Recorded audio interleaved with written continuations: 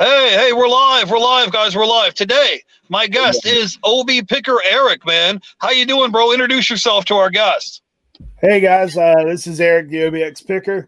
I'm from out here, the Outer Banks of North Carolina. That's where I live, and I've been a reseller since about September.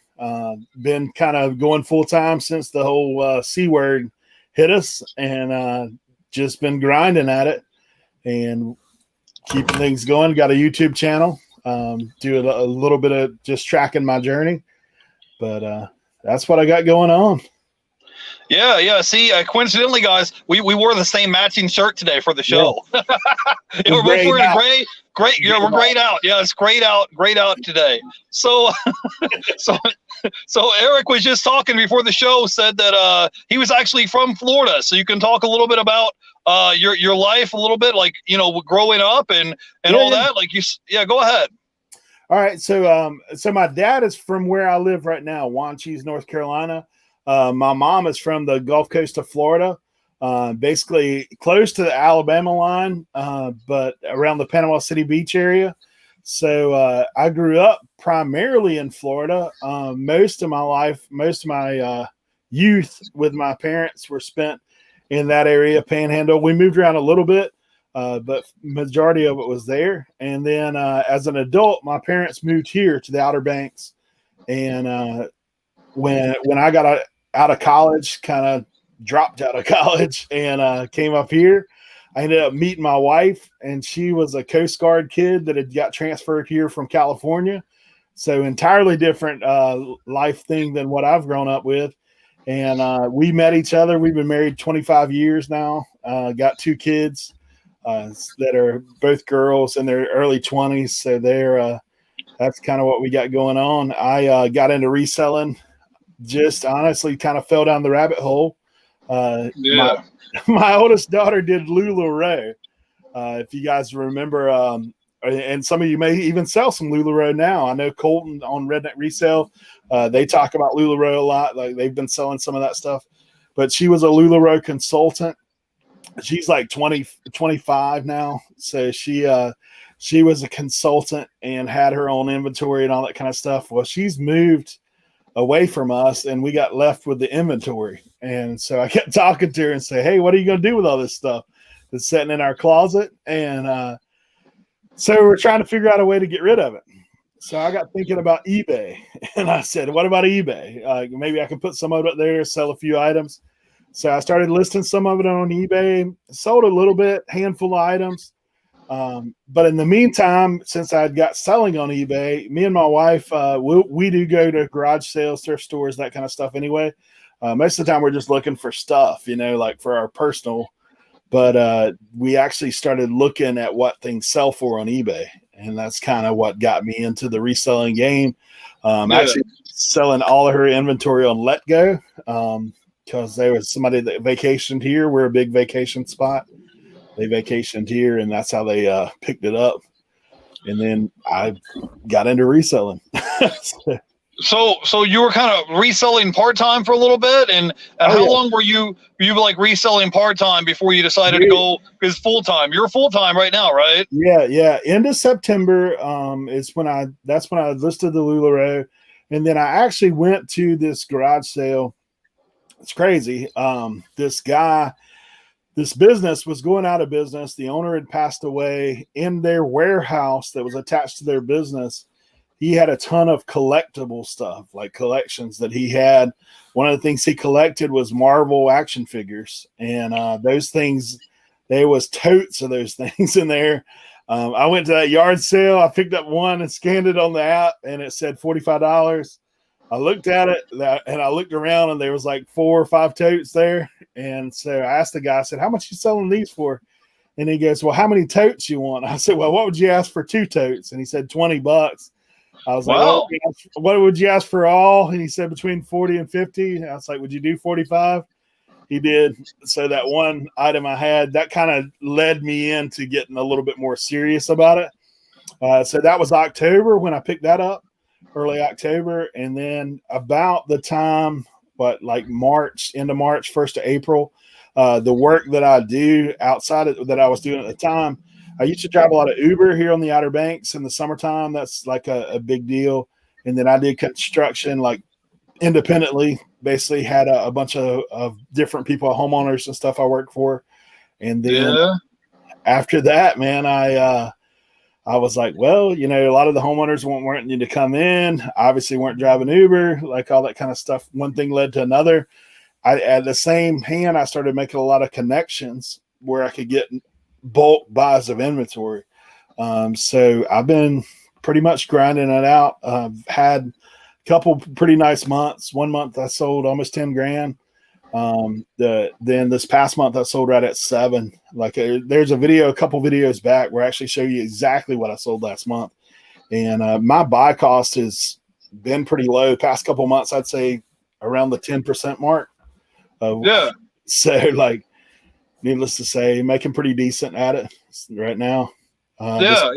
Should be even better. Just with the picked up. So that's where I'm at. Hey, DJ. Hey, guys, we're live. So if you want to ask our guest a question, like I said, I'm Jeff with eBay Addicts, and I got my guest today, OBX Picker, Eric. We're just hanging out here on the live stream. So if you have any questions or you just want to stop by and say hi, just say hi. So you said you were doing between 10 grand and now you're doing about 7 grand a month in sales? Yeah. I had the 10 grand month actually was a little skewed. I have a video. I picked up a $2,500 item and that sold. So that always gives you a boost, right? But that $2,500 item was like Pokemon box from Japan, Neo Genesis. So I got that thing for $50, sold it for $2,500. So pretty good little flip. If I could get a couple of those every now and then. Where are we located? I'm in Tampa, Florida, and Eric is in North Carolina. And you're over there. You're over there by the beach, right? Like you're right by the ocean, are you? Yeah, I actually live on an island. So I live on Roanoke Island, and that's like the next little island. Roanoke. Isn't that where the big Navy base is? That's where. That's like not far from it, right? Roanoke. No, I'm thinking Roanoke, Virginia. Never mind. Yeah, the Navy base, the big naval base, is in Norfolk, Virginia, which is like an hour and a half for me. But where I am, I'm literally 5 minutes to the beach. I'm one island back. So the Outer Banks basically has 2 islands. It has, let's see if I can get the camera. It has an outer island, and then it's got a little island tucked behind it. I'm on that little island. Roanoke Island is where they call the Lost Colony. I don't know if you ever heard of that, but when the guys come, the first colony, and then it disappeared, that's where I live, Roanoke Island. Our town actually is named, well, we call them villages. So our village is actually named after an Indian that traveled to England. He was like one of the first Native Americans to go to England with those guys. Met Sir Walter Raleigh, all that kind of stuff. So hey, Eric, you got some kind of playback or some echo on your end. You have something playing in the background. Hold on a second. Let me check. I think when I clicked over to type in chat that it did that to me. There we go. Yeah, we're good. Yeah, I kept hearing an echo. I was like, I think he's playing during the live stream. So, anyways, we're good to go. So, Eric, talk to us a little bit about your journey, man. How has things been going since you switched over from part-time to full-time? And tell people a little bit about your YouTube channel. All right. So, switching from part-time to full-time was pretty much, like I said, I mean, during the initial COVID, our island actually shut down. Unless you had a local driver's license, you couldn't get in and out here. So there was some opportunities that opened up for me as far as sourcing, like some of our thrift stores and that kind of stuff, kind of traffic they usually would. There was people looking to sell stuff off on Marketplace.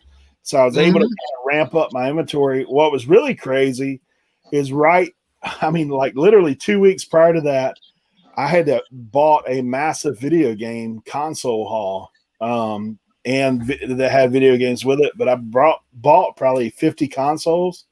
Some of those I still have because Xbox 360, just a little FYI, about half of those jokers don't work. If you get a 360, they may get door stops, but like that red ring of death is pretty rough when you're dealing with that. Well, you can still sell them on eBay and just sell them for parts are broken, and you can sell them individually, or you can put a pile of them together and have 2 or 3 of them together and just say, hey, broken, not working, and then make an offer. You can just throw it up there on auction. Some people will still buy it for parts because they repair them, and they'll take 2 or 3 broken consoles to make one good one. But yeah, man, I've been trying to stick to the games more than the actual consoles. I mean, if I get a good deal on one, or if I get like a bundle package, let's say it's like a Xbox 360 and it comes with 40 games, I'll take everything. But I've been trying to stick to the games. It seems like that has a higher sell-through rate. It moves a lot quicker than the actual consoles. But if you have a console, you can go ahead and take like the memory card, you can take the controllers,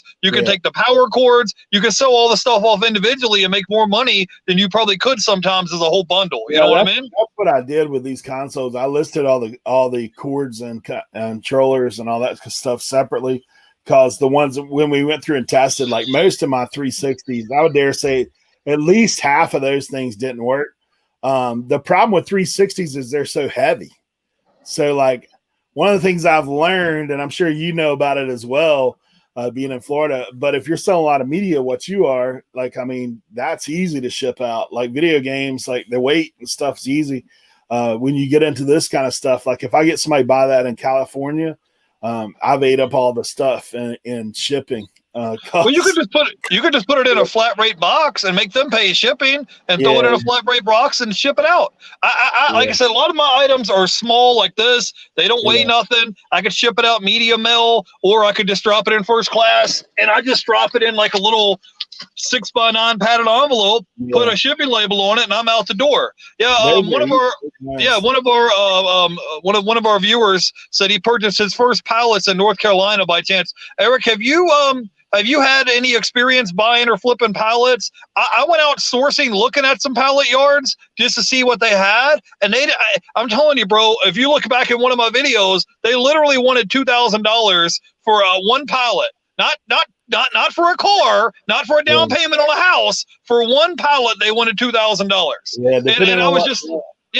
And I was just like, I don't know where some of these guys, because I see some of the other guys that are getting Amazon returns for $200, and it's like $1,800 or $2,000 worth of merchandise. When I go into these places, it's no joke, dude. They wanted $2,000, not for a car, not for a down payment on a house, for a pallet of merchandise. And I'm just like, I just don't see any profit margin there for me. I can't shell out, because if you buy something, you're already in the whole $2,000 just to get to the break-even point. I just can't do it. But if I find a good deal on some stuff, I'll get it. But here lately, I've been doing a lot better getting items like this for a quarter or 50 cents and then selling it for 10, 15, 20 bucks on eBay. Because if I can buy something 50 cents into 20 bucks, now I'm getting a 40x on my money. You know what I mean? Yeah. And then the customer pays shipping. So I do a lot better doing that route than getting random merchandise in the pallet, because sometimes it works, sometimes it don't. Sometimes you make your money back, sometimes you don't. Said he bought 2 Gaylords for $350. That's awesome, man. Yeah, that's awesome. I haven't been able to run across the deal like that yet. Every time I find some pallets of merchandise, it's either junk that we don't want, or it's way, way, way overpriced. But that's awesome if you got it for $350 for two big Gaylords. That's nice. What was in it? I'd be curious. Gaylords typically, could be. I mean, they have. He said toys, small electronics, accessories. Yeah, they have Gaylords of books. They have all type of stuff. But if I can find something that's reasonably priced, and I have a little Prius, I don't have a big pickup truck or a trailer to haul stuff in. So I drive for a living. That's my job as a courier. So I'd rather drive a car that gets 50 miles to the gallon of gas. Saves me $300 a month in fuel costs, because I get 50 miles per gallon instead of driving a big truck. And like I said, most of my items are small items like this. I don't need a big truck to haul it in. So tell me, Eric, tell me a little bit about your YouTube channel. If people want to come by and check you out, you got a live stream tonight at 8 with Mr. Buys a Lot, right? Yeah, Mr. Buys a Lot will be on. I actually was joking with Sam about Mr. Buys a Lot. I just made a purchase, man. It'll be popping up on my next YouTube video, but 80 boxes of boat parts. Most of them new sealed in the pack, OEM parts. So like it should be I was like, I felt like Mr. Buys a Lot because I was stuffing those things. I had to make 2 trips in my van. And yeah, it was one of those things. But on YouTube, man, we run a Friday night show, myself and Dapper Tiger Sam. We've been doing that for quite a few months now. And we basically bring in guests similar to what you're doing here, Jeff, is bringing people in, get them to talk to us about their journey with eBay or whatever their platform they're selling on. We've had a lot of people from all over the place in the reselling world, people that sell on even platforms I'd never heard of, Citizens. I'd never even heard of that. We had a guest on that's her main platform. Just various guests that come on. We do that every Friday night. We do open that up for questions and answers and all that kind of stuff. And then my regular YouTube that I'm doing, I used to do pre-recorded. The rest of the week, I'm trying to put out a video every Tuesday, Thursday, Saturday. I missed Thursday this week because of this big buy. I've been dealing with that. Yeah. Well, I checked your channel today. You're at like 950 subscribers, bro. You're almost there to 1,000. You need to do like a giveaway or have some big party, a big celebration party. When I hit 1,000, we're going to have a giveaway on this channel, guys. And I'm giving away an eBay gift card. So I'm going to do that. And then, yeah, I'm just going to have like a drawing or something. And we're just going to give away an eBay gift card. And then I'll just scratch it off, give you the numbers, and you can go get some stuff from the channel. So yeah, it'll be awesome, man. So yeah, Eric, you're almost there to 1,000 subscribers. And I mean, you've had Reyes the Entrepreneur on, you've had What the Hell's on, you have all these nice guests. I check your channel out. I'm a subscriber of your channel. So So Eric, tell me about all these bolt parts that you got, bro. I mean, what is it, metal? Is it heavy? Like, what's going on with it? No, they're light.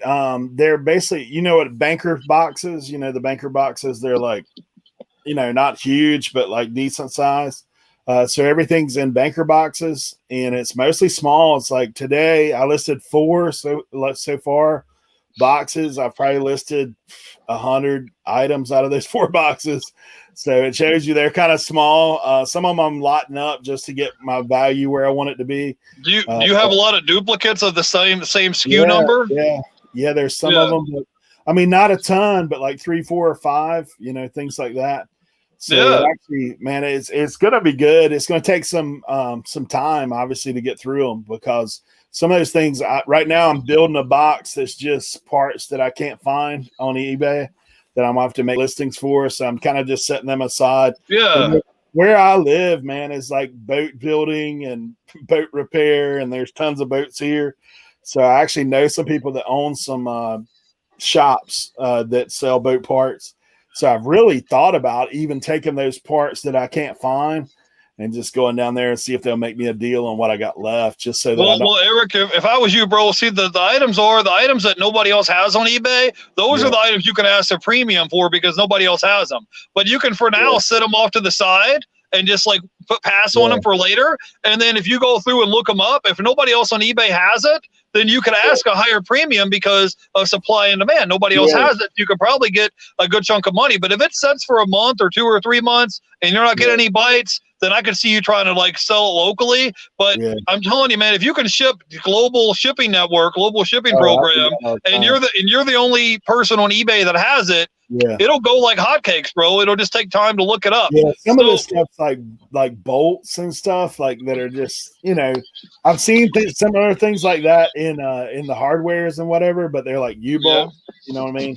Things that are kind of loose in the pack or like, you can tell that it's something that's not ultra valuable. So I'm just setting it aside because honestly, and I know you've streamlined because like we had talked about earlier with yourself having so much going on, full-time job, all that kind of stuff. For me, one of the tips I have learned, and actually, you ever watch Daily Refinement? I think you've had him on your show. He was on my show last week. Yeah, he's a nice guy, Chris from Daily Refinement. Chris is a smart dude, man, when it comes to streamlining, because if you're going to be full-time and guys, if that's your goal, if that's where you're trying to get to, I know you've got an awesome plan, especially utilizing the part-time and doing just media and cranking through your listings. But what he was saying, he said, man, if it takes you longer than 12 minutes to deal with an item, then you're starting to lose money in that item, unless it's a high profit item. I mean, from start of the process to the end of the process, because it does. And I've created that early on dude, I've got a room full of projects right now, like little things that, oh, I should fix this, or, I'm going to set that aside or whatever. So what I am learning now is to be a lot more selective in my buying, for one, because most resellers that'll tell you, if they've been doing this for a while, where you make your money is in the buy. If you're buying, you can flip quick, buying something you can flip for high dollar, or buying something that doesn't take you a lot of effort to get it done, then that's the way to go. But So Eric, talk to me, man. I was watching your channel earlier today. You were talking about your goals you have for your YouTube channel, your goals you have for your eBay store. Talk a little bit about that and how you're ramping up for fourth quarter, and let people know how that's been going for you, man.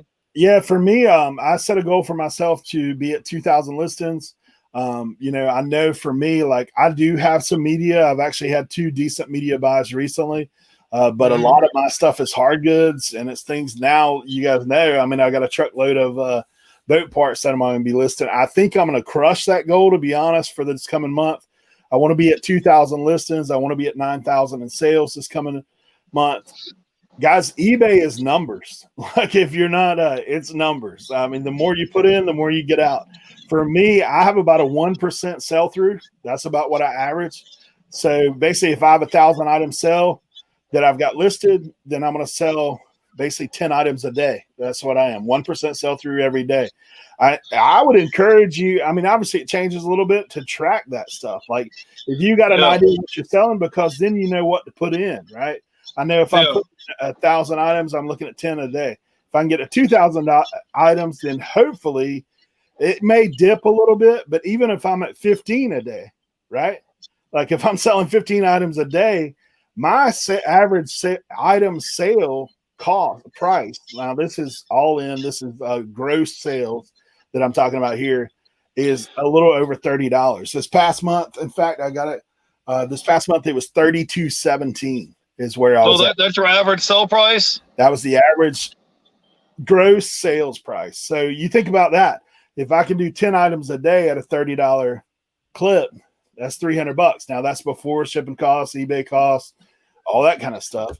I like to just for math purposes, I always like to think of half. Hey, I'm going to make half that. So right. So a day, do you have a calendar? Do you have some way that you track how many items you list every day, or how's that been going for you, Eric? Well, right now I've listed 154 items since the beginning of September. I track it on a whiteboard. It's kind of what I do. I gotta give you a little glimpse. Like, I see it there and do my listing on this side. I don't think you can see that too good.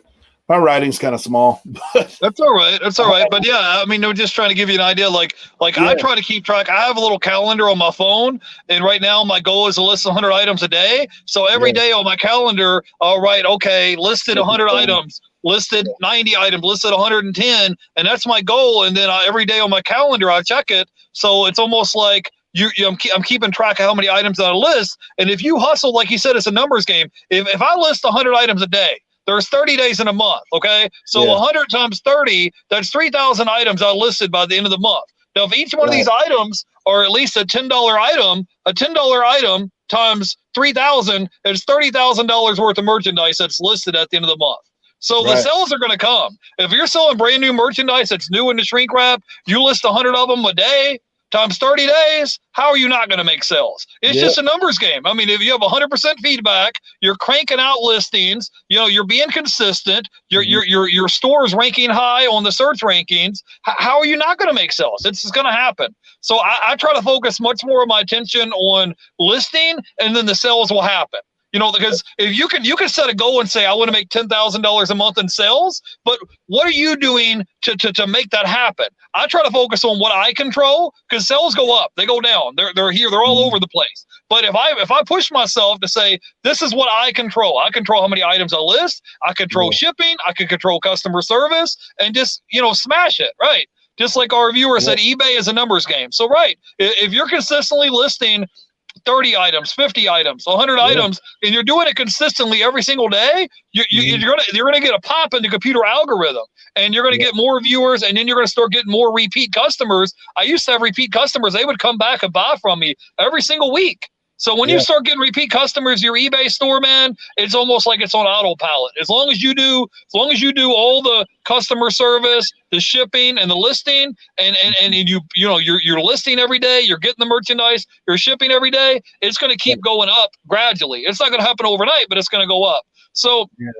So you said, so right now you said you're doing about $7,000 a month in sales. You were at 10. So what's your goal between now and Christmas? You want to be I definitely want to get up to 10. I mean, like I would love to be able to consistently do, like, you know how eBay shows on your phone the 90-day instead of the 30-day.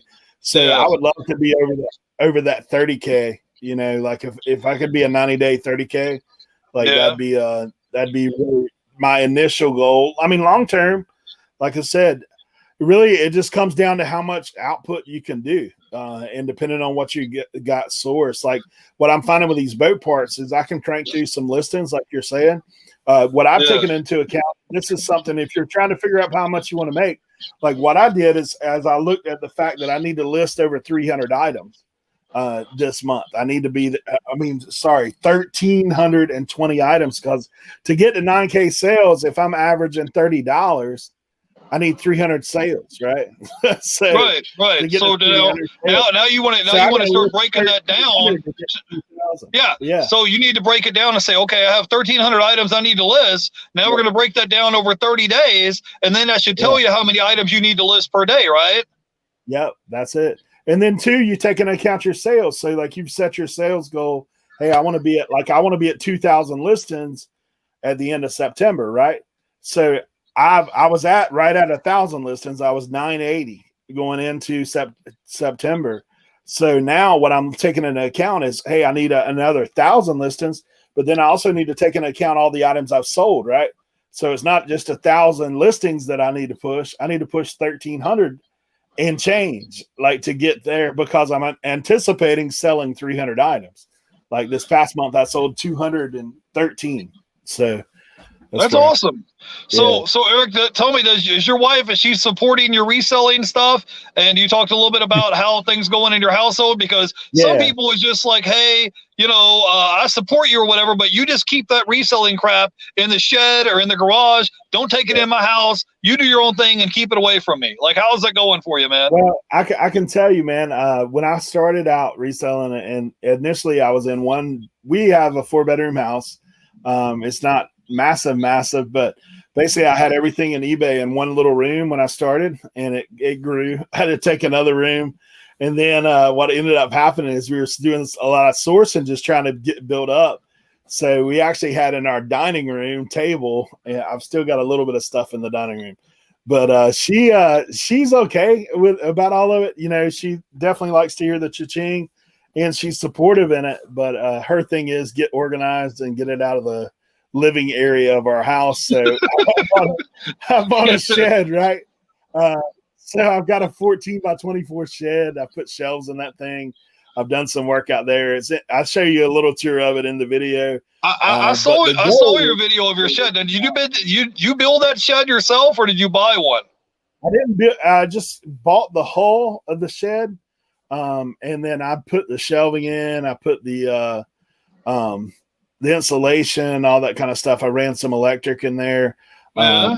Dropped the window unit in that place where you can stand it, and that's kind of the goal, is to get all my processing out there. The room I'm in right now is the only room I kept in the house. It's like a small room to mainly use as my office, and then I've got the electronics that need testing in this room, which is a mob. If I put this camera around, you'd be like, what? Because it's stacked up. But I've got a shelving unit here that's full, and then some stuff on the floor. But the goal is to get it all out in the shed. Like processing, get so to the place. You're gonna be like Lonnie from Shed Flips. We're just gonna follow you around the shed, right? That's gonna be you, right? I ain't figured out how Lonnie, man. He must have a gimbal or something. But to film the way of course, he's got a lot of practice that. But I was like, man, to be able to film and handle everything one-handed, dude, I guess I'm not that coordinated. Well, we're just going to practice. You can be Eric in the shed. Shed Flips Junior. No, I'm just messing with you, Eric. It's been cool, man. We like YouTube's been a journey as well. I got into doing YouTube kind of really. I got watching guys like Lonnie and John and Matt and all these people that we watch. Nurse Flipper, I watch her, like that kind of stuff. She got started about the little ahead of me, but some of these guys, I just got watching them. I said, man, I could do that. And I'll be honest with you, my straight motivation in the beginning was A, to keep track of my journey, but B, honestly, is like, dude, I watch all these guys get viewer sales all the time, right? People that watch their stuff, they see them pick up something, say, oh, I want that, and then they order it. So I was like, man, I said, that's a great little business model to drive more traffic to your store. That was my initial thought. I never anticipated I'm knocking on the door at 1,000. I know you are as well. Yeah, we're going to get there. I've never anticipated even getting to that point. I mean, it seemed like just a few months, and it really was, because I got serious about YouTube as far as putting out content. Froggy Flips had put out a challenge called Show Us Your Death Pile, Soy Pod. And so I actually shot a video for that. And then I got thinking, I was like, man, I need to get into my death pile. I need to get it down, because I'd been sourcing a ton and not listing as much. And then that was about the same time that COVID kind of got in place and they started shutting things down. So I was like, dude, now's the time. So I actually did a 30-day challenge. I put out a video every day. I had a listing goal every day. I was showing what sold out of the stuff that I listed every day, like just kind of putting that out. And then I started getting a little momentum with YouTube, picking up some viewers, got a few shout outs, like that kind of stuff. And the channel began to grow. And around the same time, we started doing the reseller roundtable. Actually, there's a guy, Jacob, Midwest Bargains. He's not even on the show anymore. He's the one that got me and Sam together, started doing the reselling show. And our goal all along for the reselling show was to provide value to the community, kind of to give back, bring people in, really pick their brains about processes and how to do reselling and their journey and all those kind of things, just to bring some value back to the community. So that's what it's all about, man. Whether I'm working my job, whether I'm producing YouTube content, whether I'm selling stuff on my 2 eBay stores, all you're doing is transferring value from one person to another. Yeah. That's all you're doing. So if you could try to provide value on your YouTube channel or in life at your job or, on eBay, that's all you're doing is I'm finding someone finds this item valuable. I'm listing it and shipping it to their house. Yeah, and it's a convenience thing. They might be able to find it cheaper at a yard sale or a flea market, but do they want to go out in 100-degree heat? Do they want to go out in pouring down rain and go look for it when they can just snap their fingers and have it at their door in 2 days? So, Eric, tell me a little bit about what items, how many days a week do you go sourcing for merchandise, and what items are you looking for, and what's your margin? Like for example, to me, if I go to a pawn shop, I find a DVD, I won't pay more than like 50 cents for an item, and then I'll try to turn around and sell it for 10, 15, 20 bucks. But I really don't want to pay more than 50 cents for this item. So that way, if it sells for 10 bucks, I'm still going to get a 20x on my money. But I don't want to go pay $5 for an item and try to sell it for 20 or 30. Does that make sense? Yep. So when you're out, when you're out there, but one of our viewers says, do you guys have a Facebook group or networking between YouTube thrifters and resellers? I'm not actually on Facebook. Like I said, I work 7 days a week. I have 2 eBay stores. I have a YouTube channel, and I stay pretty busy with that. So actually, I don't have a Facebook group or a networking group, but I do have a YouTube channel, and I am pretty consistent. I have new guests on every week. So yeah, I do stay pretty consistent in the group. I am thinking about having an Instagram just so I can reach out to talk to people, and I have my email address listed in the YouTube channel. So people send me emails every day asking for questions or if they need help with something. I'm here to help them out. I respond to all my emails and stuff. Hey, American Made. Hi, Heidi, or Hot Flips Heidi. Hi, how you guys doing? We're live. We're hanging out with Eric from OBX Picker, and we're just hanging out talking. So anyways, talk to us about how many days a week do you go sourcing? How many items do you look for? What is your profit margin range you're looking for when you're sourcing items? Okay, so for me, I just sent you a thing there, DJ. Man, if you hit me up on Instagram, OBX Picker, there's a couple groups that I'm a part of that really just answer questions, that kind of thing. It's not my group. Yeah. It's people that I'm comfortable with doing that. What I was going to tell you guys, and thank you guys for coming in, but what I was going to tell you, as far as me picking up items, initially, dude, I think I was just shotgunning it, going out there and just wherever the pellets hit, like that's what I was. Hey, let me pick this up. Now I'm a lot more selective. Initially, I was kind of in the same boat. For me, man, I in my area, like video games are almost non-existent. They were a little bit bigger in the beginning when I picked up, but man, to find a video game now, like there's 5 or 6 other resellers that are looking for video games. So, well, bro, if you go to I'll tell you a secret. If you go to the Dollar Tree right now, they have video games here in my area for $1, brand new in the shrink wrap. And if you go to Walmart, they have a lot of items on clearance. You can get them pretty cheap right now. But as far as yard sales, thrift stores, that might be slim pickings there. But go ahead. Yeah, for me, so I here I have connections like, and this is the other thing I'm gonna tell you guys is it is very important to tell people what you do. Some people are weird about it, like they don't want to tell people what they want to do. I can tell you what's happened to me. Every thrift store knows who I am. Like, and there's some of them that say, "Hey, did you see this?" Like, if I can roll in there. I have 2 thrift stores that honestly they'll hit me up if something comes in that they think I might be interested in. Really? Like, yeah. So one thrift store here locally, I actually volunteer. I teach Bible there once a week at this Christian rehab. They have a thrift store as well. Those guys will actually put stuff aside for me occasionally because they know what I'm looking for. But so there's some things like that. But honestly, what's happened to me recently is, like you were joking earlier about me being little Lonnie. I can tell you what, I got a guy, like, because I was willing. you got your own guy now. Yeah. I mean, like, these boat parts just didn't appear magically. Like, I had a guy a few videos back, and you guys can go back and look.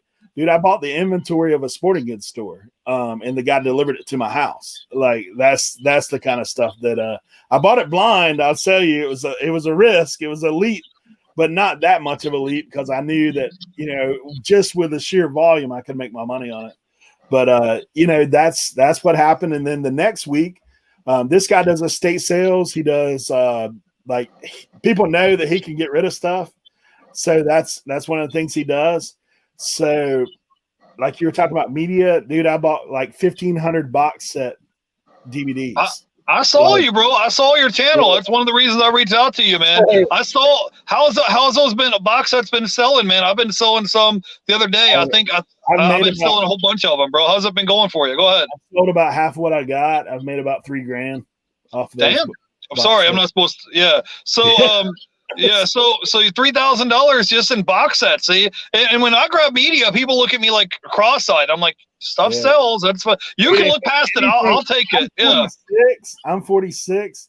Anything that was on TV when I was a kid is valuable. Sales. Like, for the most part. Because, like, you got to think there's not every streaming service has that old stuff, and a lot of it ain't on TV anymore. And a lot of people have turned their TV off.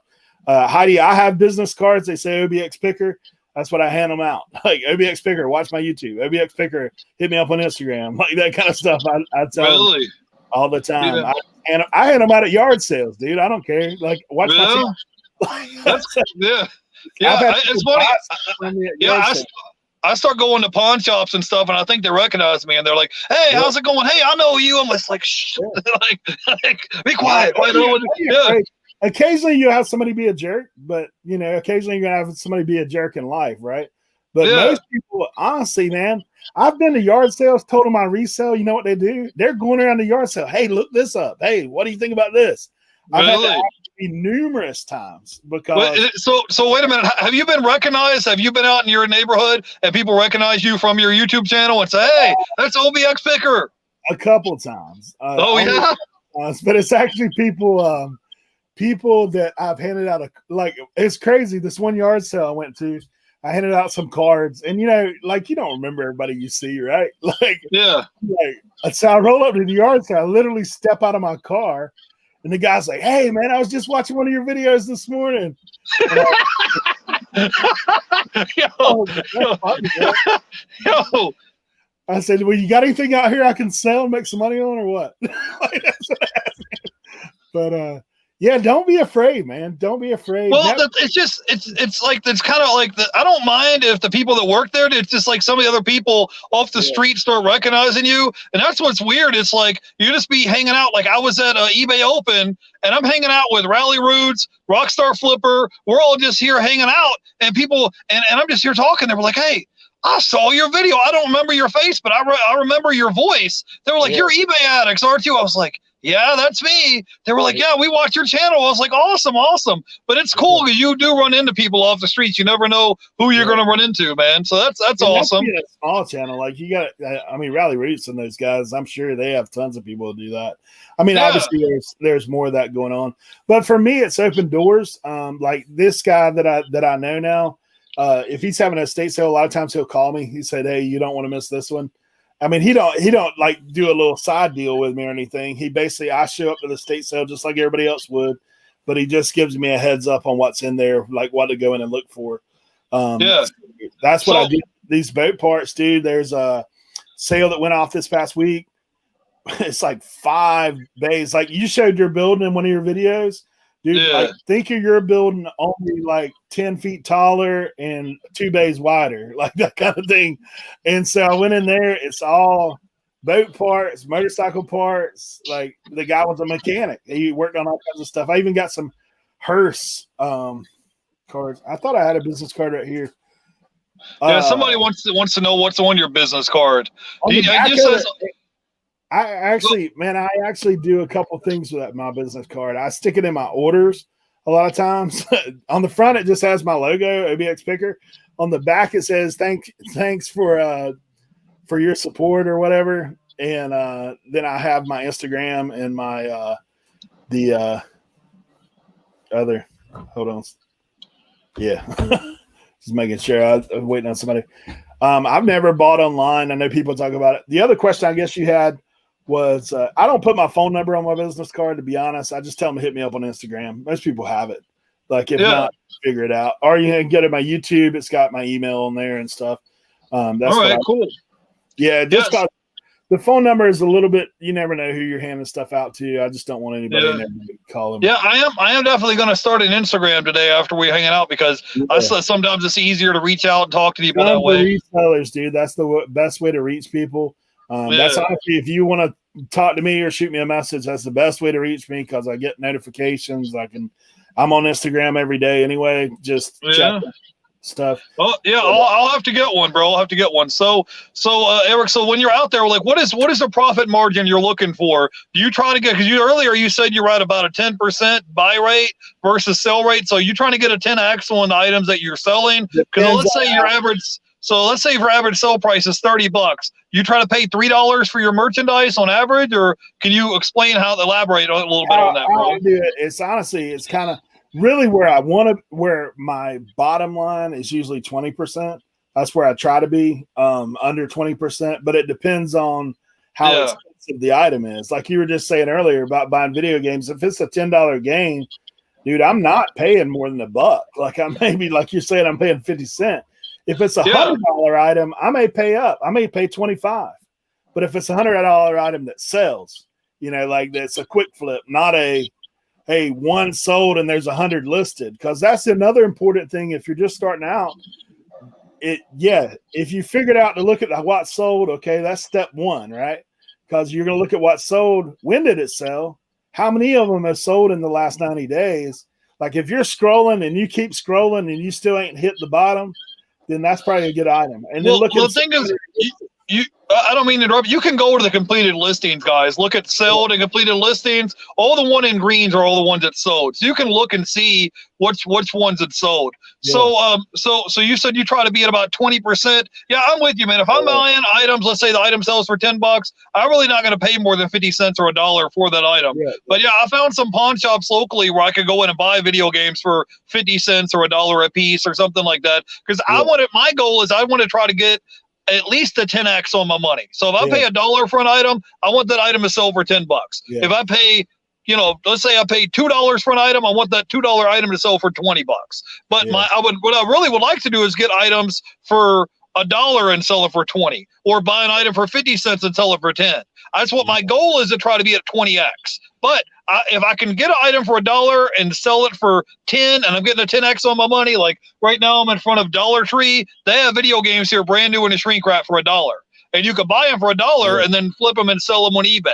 But they also have Blu-rays here for $1. But anyways, like I said, you just go in there and you scan your barcode, and they have some of them in here. I bought some of the Dollar Tree today for $1, and they sell on eBay for $20, and they're brand new in a shrink wrap. So I'm not getting a whole lot of customer returns. I'm not having any issues with it. All I do is just take it, drop it in my 6x9 padded envelope, throw a shipping label on it, and I'm good to go, bro. But yeah, man, I saw your shed. It looks like you're expanding and you're growing your eBay business. And you know what, Eric, your YouTube channel is a lot like mine. You have guests on. You had Reyes the Entrepreneur on. You had What the Hell's on. Tell them about the guest you're having on today. Well, the guy I got coming on today, Mr. Buys a Lot. You may have seen him here, but man, Brian is a guy who, like, when you talk about next level eBay, Brian is like 2 steps beyond next level. Just the sheer inventory this guy has, I mean, is incredible. He obviously has a staff at this point. He's not working by himself.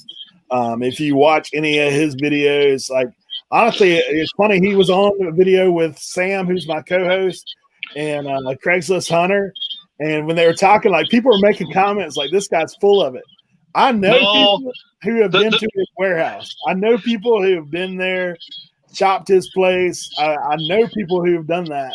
This guy's the real deal.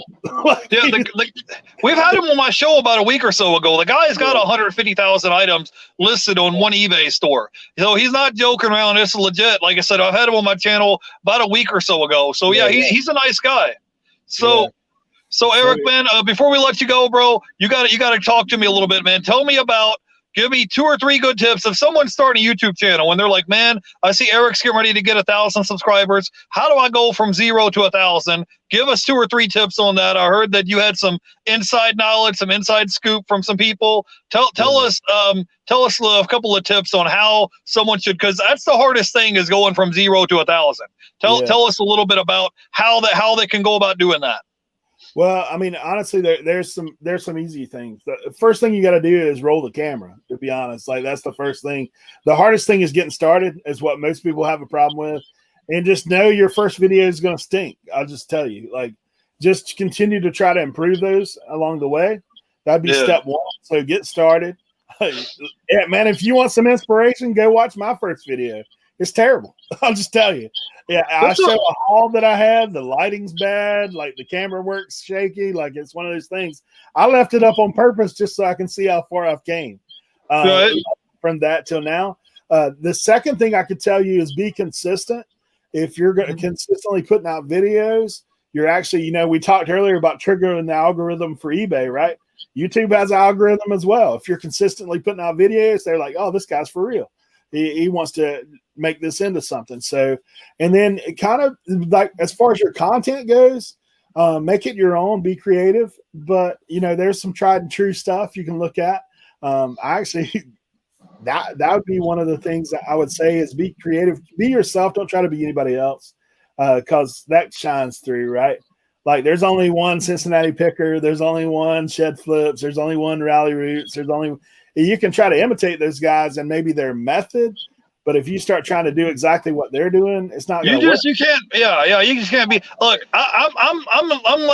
I'm 36 years old. I'm like 6'2", 350 pounds. I'm never going to be Rally Roots. I'm not going to be a Rockstar Flipper. I'm not going to be Lonnie from Shed Flips. I can just be me. That's all you can do, guys. And just be yourself. You're going to try to squeeze in medium shirts. And I don't think so, bro. I don't even think I can fit into the car, let alone fit into one of those shirts, bro. I mean, when they see me coming, I'm a big guy. Like I said, I'm like about 6'2", 350 pound guy. I can't be nobody else but me, bro. That's all you can do. But yeah, I'm with you on that. Just be consistent, be yourself, and I try to collaborate. You guys see, I have different guests on. Monday next week, we got Bearded Picker coming on Monday next week. I'm super excited about that.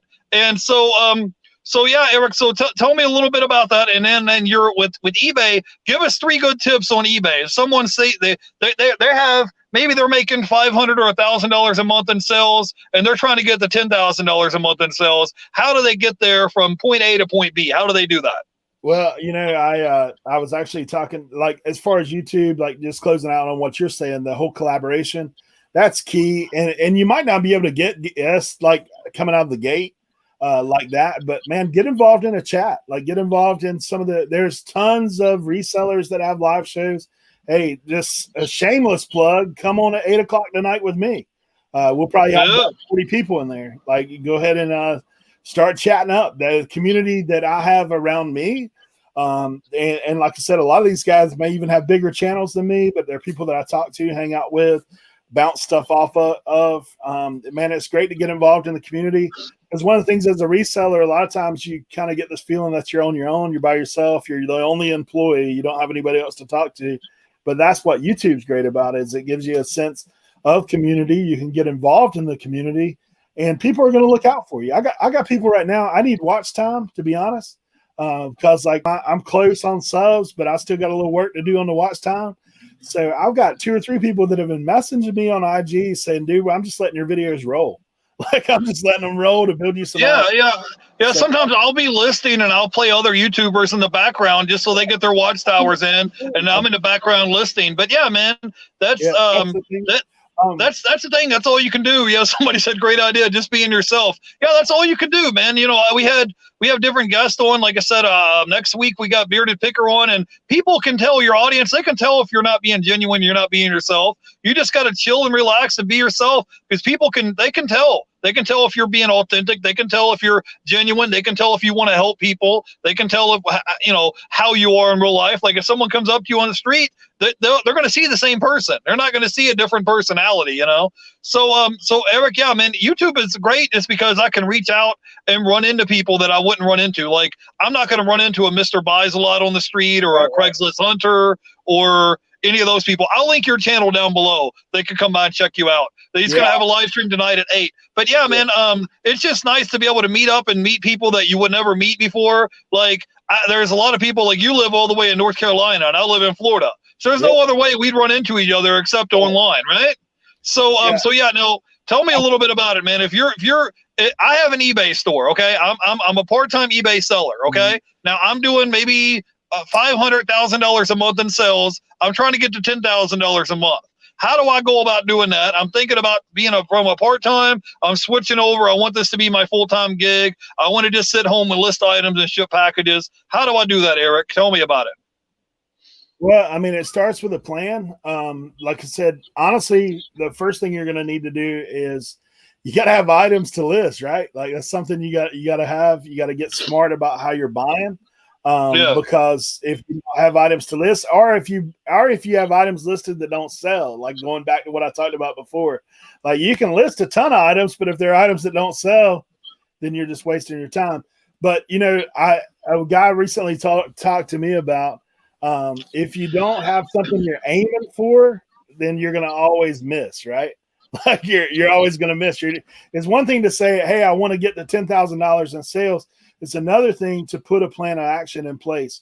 What I would encourage you to do, if you're a small part-timer right now and you're looking at saying, okay, I've got this many listings, first thing you need to do is track and see what your sell-through rate is. How many items are you averaging selling a day? How you do that, go back, depending on how long you've been doing it. If you've been doing it for a couple months, 3 months, go back and look at those months. This is how many items I had listed. This is how many items I sold.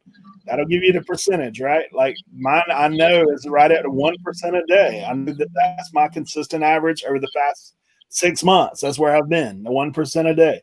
Now, that may fluctuate. It may be 0.5%. It may be, 2%. It depends on what you have, Eric, and what you're selling. Yeah. So tell them what 1% is. So if you have 1,000 items on your eBay store, how many sales is that a day? If you have 1% of 1,000, right? That's what I'm thinking. So, but 10 items a day for you, and you're making your average sell price, you said, is around $30 a piece, right? So now you're making $300 a day gross, right? Is that what we were talking about earlier, right? Yeah, like I said, now that goes up and down, just like today. Okay, today I sold some $7 items, some $10 items. I sold a $50 item. I sold a $70 item, right? So if I didn't sell the $250 and the $70, my average sale price would be a lot cheaper. So you got to keep up with that as well. So you're looking at that number, your average sell through. you're looking at your average sales cost, right? Like gross profit, average gross profit. So your average gross profit would be take your number of sales and divide that into what's your total number at the end of the month. Like eBay will show you, hey, this last 30 days you sold this, the last 31 days you sold this. Divide that out by how many items you sold. You can take it on the 90-day. That's the easy way to do it. On your app, you can look at the 90-day total, right? 90-day total sales, 90-day total how many you sold.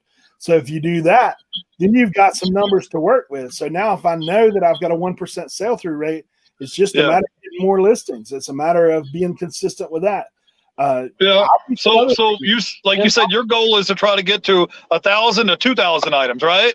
So if you did that, then theoretically, instead of making 10 sales a day, you'd be at 20 sales a day, right? That's the hope. That's the hope. I mean, like I said, it may drop back. I would be happy if at 2,000 items, if I was selling 15 a day. That'd be awesome to me. Well, but the thing is, you're consistently pushing forward and making a little bit of progress every week. That's the thing. You're going to have good days. You're going to have down days. You're going to have days where you get a flat tire. You're going to have days where you're sick to your stomach and you got a fever. You're going to have days where you don't feel like listing. You're going to have days where it's pouring down rain and you still got to ship out packages. But you just have to keep pushing forward and keep making a little bit of progress every week, you know? So that's the way it goes. For yourself, if you've never worked for yourself, right? Here's the other thing you got to keep in mind, man. If you have not been an entrepreneur and worked for yourself in the past, make a schedule. Make a schedule that, hey, before I knock off today, I got to have this much done. Because if you don't, man, it's easy to fall into the trap of flipping on Netflix or, getting wrapped up with something that's going on at the house or whatever because you ain't watching the clock. But man, if you don't treat it like a business, if you want to be full time, man, you might as well go get a job, because you're never going to get where you want to be financially in your goals until you treat it like a business. Like treat it, hey, you're the boss and you can knock off whenever you want. But if you don't get this many items listed, then don't complain tomorrow when you ain't got no sales or next week when you ain't got no sales, because it's input and output, right? What's input comes out. That's just how it is. So how does someone stay motivated if they're like, bro, I'm just not feeling it. I've got work to do. I've got a death pile. It's just sitting here. I'm good at going out sourcing and getting items. But when I get home, I turn on the TV, I take a shower, I grab me a bite to eat, and I forgot all about listing today. Like, you're going to have down days, but I mean, how does someone stay motivated week in, week out to keep listing and keep sourcing? I think for the big thing is DJ said it about consistency is key. And that's true. For me, I've done a few different things. I've tried listing at various times. What I figured out, if I go knock out my listings first thing in the morning, it's better for me. It's better for me because I have more energy. I'm like, okay, I'm going to do this. And then I ship. Because I used to ship first. I would get all my shipping done. I'd be like, oh, and you know what I say after that? I can take a break, right? I've already made my money today. I can take a break. The other thing I've done a few different times when I was in desperate need, I was like, dude, today I've got to hammer out these listings. Dude, I've popped on live. Like you might see when you go on my channel, dude. I did one time, I did an 8-hour listing challenge. I listed 80 items in 88 hours, and they were across the board. They weren't just easy items. I did some media, like just to have fill-ins, but I did some items that I had to look up, that I had to do some work to, that kind of stuff. And what happened on that live, I kept popping the link out. People would pop in and like, hey, let's go. Where you at now? So I'm pretty competitive. Me, like that's just how I am. So I know if I put a goal out that morning and say, hey, I'm going to be at list, like just the goal I have to right now where I'm like, hey, I need to list 1,320 items before October. Then I'm competitive to the point that I'm be like, dude, I'm gonna get there. I'm gonna get there or pass out, one of the two. Like that's yeah. You got to see over his shoulder. It says, "Good things come to those who hustle." And like I said, me and Eric, I can tell he's a little hustler, man. He's just like me, except he's up in North Carolina, but he's from Florida. He's a Florida boy at heart. I can tell, right? Yeah. So yeah, man. So we're almost at an hour. Give us our 3 tips for eBay, and then I'll let you go because you got to get ready for your live stream at 8, bro. So give me 3 good tips, bro, on eBay. Sure. And so like I said, I'm still at $1,000 a month. I'm trying to get to 10,000. Yeah, I mean, like we've said before, consistency. Get consistent in but sourcing's where you're going to make your money. So get better at sourcing, and how you do that. I'll just tell you my tip. I used to use thrift stores like school. Like, I mean, I go in there, I scan everything, because now what happens is when I go to the yard sale where there's higher profit margins, because there is, I go to the yard sale, I got a good idea. Hey, this is worth that, man. I should hit that up.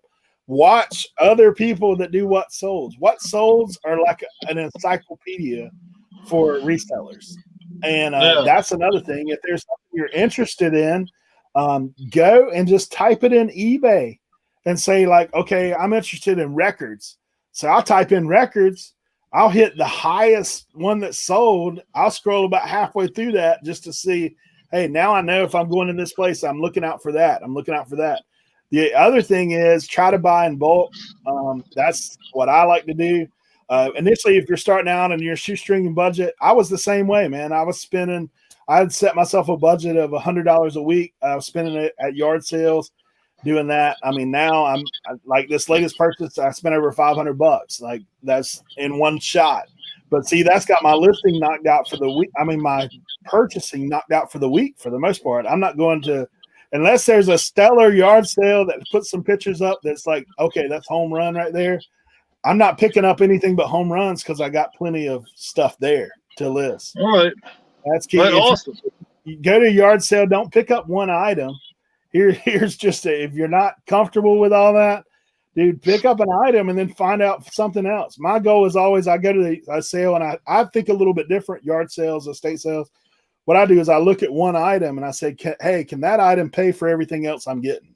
And that's the thing is, Eric, if you're already at a yard sale, you've already spent the time, you've already spent the gas money to drive there, you're already there spending money. You might as well get a couple of items to make it worth it, right? If you're already there, you're already at the building, you're already there anyways, right? I'll tell you one little story about yard sale. I know we're pushing up on time, but I'll tell you one quick one. So I got a buddy of mine. I got him into reselling. He really had never been to yard sales before. Like, it weren't something that just weren't my thing. So I took him. We're both there. We're at the same sale, right? He goes around and I pointed out to him a combo unit, VCR DVD combo. Those are pretty good. I got one in my shed. Go ahead. That one's got the box. That one's got the box. So the box is key. The remote's key. It had the box, the remote. I was like, dude, you might want to pick that up. That's probably a $60, $70 item. Like, that's just what I'm thinking, just looking at it.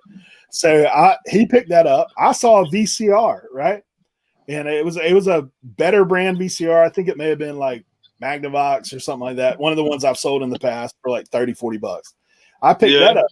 Okay, so there weren't a whole lot there, but there was some other fringe stuff. There was a couple Earnhardt hats there. Threw them in the pack because I looked. I said they said made in the USA. I was like, oh, that's pretty good. Put them in there. I got some antique curling irons that were in the same box. Junk boxes have treasure, guys. I'll just tell you. So I'm looking at these. These are antique. I'm throwing them in the box. I ended up getting a whole box, maybe like 15, 20 items, right? So I did that. I got them in there in my box. I go up to pay. The lady says, she goes, what do you got in there? I said, well, I got this VCR and then just some other stuff. And she goes, I tell you what, I was thinking like $4 on that VCR, right? Would you do 10 for the whole box? And I was like, yeah, that sounds good. All right. Yep. My buddy goes up there. All he's got is the combo unit in the box, nothing else. Hadn't picked up anything else. She said, she goes, well, I was thinking 20 on that. And he looked over at me and I was like, yeah. And so he's like, would you do 15? She went to 15, right? But we did that. We get the head of the car. I said, bro, that's why you never pick up just one item. I was like, because you can pick up 10 items and pay for the same that what you'd pay for one item. That's just yard sale 101. Like, maybe you haven't had that luck. I would do that 90% of the time. That's just what I do. If I'm already there, I've already spent the gas. I've already went there. I've already done that. Now, if the only item I see is like a $5 item, I ain't picking it up. But I've got a $30 item. Dude, I can pack the house now. I can make a little pile, before I get out of there. That's just how I do it. But that's my tip for you on that. Guys, I hope you do pop in later on. I obviously hit the thumbs up if you're here already, man. Yeah. Thank you guys for hanging out. Eric's got a live stream going to be starting tonight at 8 on his channel, OBX Picker channel. I'll link it down below. You can go by and check his channel out. Like I said, he our channels are pretty similar, and I'm actually a subscriber of your channel, bro. So thanks for hanging out with me today, man. Give us your final thoughts. Well, guys, man, just stick with it. Really, that's the thing. Consistency is key, whether it's eBay, whether it's YouTube. We all go through those valleys, ups and downs, but man, you can't, unless you keep moving forward, right? You're going to get left behind. That's just how it is. So I encourage you guys. Jeff, thank you for having me on, man. It's been a pleasure coming and hanging out with you guys. I do encourage y'all, if you do have channels, or like I said, if you have any questions for me as well, reach out to me on Instagram. That's a good way to get it. I see DJ's already hit me up. So yeah, man. I'll send you an email and have you back on the show sometime, Eric. I appreciate you for hanging out with me today, man. That'd be awesome. We'll probably get you on here probably in the next month or so, too. Yeah, that's cool, man. Just send me an email. I'll come hang out with you, okay? Sounds good, bro. Sounds good. Bye, guys. Thanks for hanging out. Bye.